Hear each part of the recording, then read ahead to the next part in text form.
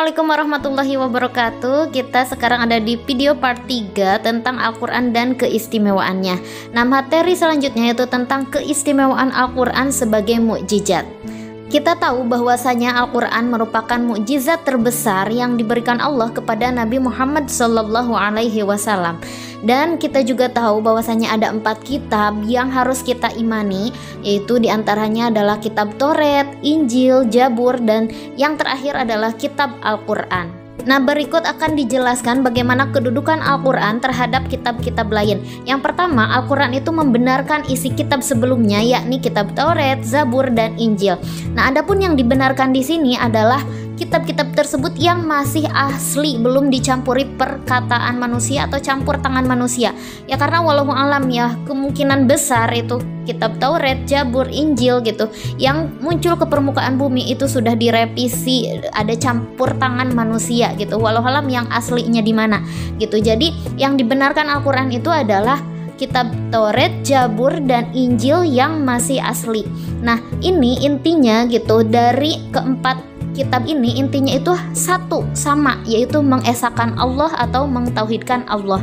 Nah, kemudian yang kedua yaitu kedudukan Al-Quran menjadi batu ujian. Maksudnya apabila yang tersebut di dalam kitab-kitab yang terdahulu sesuai dengan Al-Quran, maka benar. Tapi kalau yang di dalam kitab-kitab tersebut tidak sesuai dengan Al-Quran, berarti itu salah. Karena kalau tidak sesuai dengan Al-Quran, berarti kitab-kitab tersebut sudah tidak asli lagi, berarti sudah ada campur tangan manusia. Kemudian kita akan bahas tentang isi pokok kandungan Al-Quran. Nah, isi pokoknya apa saja sih? Yang pertama adalah tentang akidah, yakni mengajarkan kepercayaan kepada Allah Subhanahu wa Ta'ala, malaikat, kitab-kitab, rasul, hari akhir, dan kodo dan kodar. Nah, ini tuh sering kita sebut dengan rukun iman. Yang kedua adalah tentang ibadah, berarti mengajarkan cara-cara ibadah kepada Allah Subhanahu wa Ta'ala. Kemudian yang ketiga adalah tentang muamalah, yakni mengajarkan hubungan antara manusia baik dalam keluarga, tetangga maupun masyarakat ya. Yang keempat adalah tentang akhlakul karimah, yaitu budi pekerti yang mulia, akhlak yang mulia, yang baik dengan anggota keluarga, dengan masyarakat secara luas maupun dengan Allah Subhanahu wa Ta'ala sebagai pencipta kita. Kemudian yang kelima itu adalah tentang tarikh atau sejarah, yang menceritakan sejarah-sejarah umat terdahulu untuk diambil pelajarannya atau hikmahnya bagi umat sesudahnya. Jadi kita bisa mengambil hikmah dari cerita-cerita Nabi dulu atau cerita-cerita sejarah zaman dulu yang ada di dalam Al-Quran. Nah, kita juga kalau baca Al-Quran banyak sekali kan Al-Quran itu mengkisahkan nabi-nabi terdahulu seperti Nabi Ibrahim, Nabi Musa, Nabi Ismail, dan nabi yang lainnya, atau orang-orang soleh yang lainnya seperti Luqman, kemudian Imran, kemudian ada Siti Maryam juga gitu. Atau misalnya raja-raja sombong seperti Fir'aun, Namrud, dan lain sebagainya. Nah, itu kita bisa ambil hikmah dari cerita-cerita tersebut. Nah, yang keenam itu tentang syariat, yakni mengajarkan tentang peraturan perundang-undangan secara menyeluruh yang berkaitan dengan ibadah, akidah, dan muamalah. Jadi tatanan kehidupan pun di Al-Quran itu ada gitu, diterangkan. Nah, dari penelitian yang dilakukan itu menunjukkan bahwa 60% lebih itu ayat-ayat Al-Quran membicarakan tentang alam semesta, sedangkan 40% lainnya itu membicarakan tentang akidah, ibadah, hukum, muamalah, tarikh, akhlak, dan kisah teladan. Nah, hal ini menunjukkan bahwa Al-Quran sesuai dengan kehidupan masyarakat modern seperti sekarang ini. Jadi tidak terkurung zaman ya Al-Quran itu. Sampai kapanpun Al-Quran ini adalah sumber ilmu gitu. Jadi semuanya dibahas ada dalam Al-Quran. Lalu kemudian kenapa sih Al-Quran ini dikatakan sebagai penyempurna? Karena Al-Quran ini memiliki kelebihan dari kitab-kitab suci sebelumnya. Nah, yang pertama itu dari segi keaslian Al-Quran. Selama 14 abad lebih, kitab suci Al-Quran itu tidak mengalami perubahan sedikit pun, baik tulisannya maupun isi kandungannya. Kenapa? Karena Al-Quran ini itu Allah yang langsung menjaganya.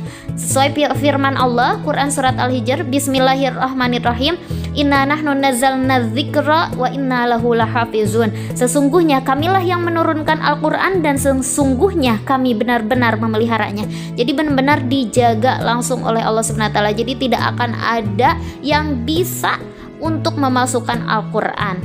Kemudian yang kedua dari segi isi kandungan Al-Quran. Salah satu kelebihan ajaran Al-Quran dibandingkan dengan kitab suci lainnya adalah isi kandungannya sangat lengkap ya. Jadi semua permasalahan dalam kehidupan manusia itu dijawab, semuanya ada dalam Al-Quran. Baik itu yang berhubungan dengan ilmu, baik itu yang berhubungan dengan teknologi, saintek, kemudian atau permasalahan-permasalahan ibadah dan topik-topik kontemporer, semuanya itu ada lengkap di dalam Al-Quran. Jadi Al-Quran itu menjawab seluruh problematika kehidupan manusia di berbagai tempat dan zaman. Jadi bukan berarti Al-Quran karena diturunkan pada zaman Nabi Muhammad SAW itu hanya menjawab persoalan di zaman itu saja, gak berlaku di zaman sekarang. No, big no gitu. Tapi Al-Quran ini itu tidak terkurung zaman, tidak terkurung tempat juga gitu. Jadi Al-Quran bisa menjawab seluruh problematika permasalahan kehidupan sampai kapanpun. Kemudian yang ketiga itu dari segi susunan bahasanya. Nah, Al-Quran ini itu diturunkan dalam bahasa Arab ya, dan di Arab itu saat itu sudah dijelaskan di video Nuzulul Quran itu bangsa Arab itu terkenal dengan syair-syairnya yang sangat luar biasa. Namun ketika Nabi Muhammad SAW membacakan beberapa ayat dari Al-Quran ini, mereka terkagum-kagum karena mereka paham dengan nilai sastra yang tinggi itu seperti apa, dan mereka tidak bisa menandingi bagaimana keindahan nilai sastra yang terdapat di dalam Al-Quran, sehingga banyak dari penyair-penyair bangsa Arab itu masuk Islam. Kemudian selanjutnya yaitu dari segi misi yang diemban. Kitab-kitab suci sebelum Al-Quran itu hanya berlaku sementara, jadi hanya untuk umat tertentu ketika kitab suci itu turun. Tapi Al-Quran berbeda, Al-Quran berlaku untuk selama-lamanya dan untuk semua manusia. Oleh sebab itu, kitab suci sebelum Al-Quran dikatakan temporer dan lokal, sedangkan Al-Quran dikatakan abadi dan universal. Nah, yang terakhir adalah hikmah diturunkannya Al-Quran. Kita tahu bahwasanya Al-Quran pertama kali diturunkan itu kepada masyarakat Arab yang saat itu sebelum datangnya Al-Quran, bangsa Arab itu hidup dalam kegelapan dan sering disebut dengan masyarakat jahiliyah. Jadi mereka tidak bisa menentukan mana yang baik dan mana yang benar gitu. Mereka banyak menyimpang dari agama tauhid yang telah diajarkan nabi-nabi sebelumnya. Nah, setelah Nabi Muhammad SAW diutus Allah untuk menyampaikan Al-Quran sebagai petunjuk hidup yang benar, maka sebagian dari mereka banyak yang beriman dan tidak sedikit juga yang menolak. Namun yang tadinya menyembah berhala menjadi menyembah Allah Subhanahu wa Ta'ala. Jadi dengan demikian hikmah diturunkan Al-Quran adalah untuk menuntun manusia ke jalan yang benar agar selamat hidup di dunia dan di akhirat. Alhamdulillah, materi bab pertama tentang Al-Quran dan keistimewaannya telah kita pelajari. Mudah-mudahan bisa dipahami, memberikan kemanfaatan dan memberikan keberkahan. Amin ya Allah ya Rabbal Alamin.